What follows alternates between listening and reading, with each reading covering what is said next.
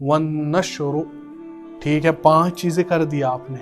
अब इस इल्म को फहम हासिल करने के बाद, याद करने के बाद, अमल करने के बाद खाली इतना महदूद नहीं रखना, इसको फैलाना है, इसको फैला दूसरे लोगों तक। और आपको पता ही है कुरान में है वमा अरसलनाका इल्ला रहमतन लिल आलमीन, हर सारे जहानों के लिए रहमत बनाकर आप सल्लल्लाहु अलैहि वसल्लम। तो आप सल्लल्लाहु अलैहि वसल्लम की नबूवत, आप सल्लल्लाहु अलैहि वसल्लम का इल्म सब तक पहुंचाना है कि नहीं? ये किसकी जिम्मेदारी है? आप, हमारी जिम्मेदारी, हमारी जिम्मेदारी है। आप नेट पे जो मोबाइल पे होते हैं, उस मोबाइल के जरिए आपको दूसरों तक पहुंचाना है बातें।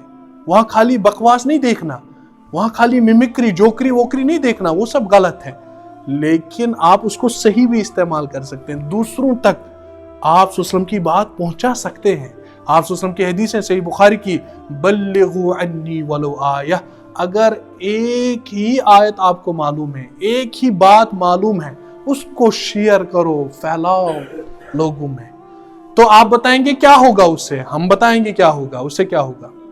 आपको लग रहा है कि मैंने मिसाल के तौर पे एक आदमी को ये बात बता दी, अब वो अमल नहीं कर रहा है, नहीं, आपके जिम्मा ये नहीं है। लेकिन अगर आपने उसको पहुंचा दी बात, अमल करेगा ठीक है, अगर काफिर है ईमान लाएगा ठीक है, लेकिन अगर उसने ईमान नहीं लाया, उस दूसरे आदमी ने अमल नहीं किया जो मुसलमान ही था, उस पर हुज्जत कायम हो गई। अब उसको अल्लाह नहीं छोड़ेगा क़यामत के दिन। ये किसकी वजह से? आपके फैलाने की वजह से। यानी आपके फैलाने की वजह से अल्लाह उसको कहेगा कि आपने तो बाज़ाब्ता उस दिन वो हदीस पढ़ी थी जो फलां आदमी ने भेजा था, वो हदीस आपको, जो फलां आदमी ने आपको कहा था ईमान की दावत, यानी किसी काफिर को हम दावत देंगे, फलां आदमी ने तो ये भेजा था, आप सल्लल्लाहु अलैहि वसल्लम आखिरी नबी हैं, आप सल्लल्लाहु अलैहि वसल्लम पर ईमान लाना वाजिब है, अल्लाह की तौहीद को मानना है। तो बस खलास, वो उसको फिर कोई जो है बचने की सूरत नहीं होगी क़यामत के दिन। ये कब होगा? जब हम लोग अपना काम करेंगे। बाकी आप देख रहे हैं गलत चीजें कर रहे हैं, इस मोबाइल को इस्तेमाल या जो भी हमारे पास जो वसाइल हैं उनको, तो गलत बात है ना। फिर ये उल्टा उसके लिए वबाल बन जाएगा, उल्टा उसके लिए वबाल बन जाएगा। तो ये चीजें समझने की हैं। और जो है पहला अन्निया, नीयत रखना, ये पहला दर्जा है इल्म का। दूसरा अल इस्तिमा, सुनना, गौर से, दिल से सुनना। तीसरा इसका हिफ्ज करना, याद करना।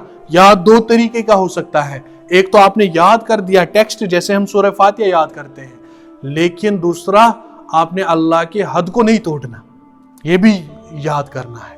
चौथा अल फहम, समझना, कुरान हदीस जो भी अहकाम है, जिस भी शोबे में है आप, उसमें शरई अहकाम को समझना जरूरी है इंसान के लिए, ठीक है।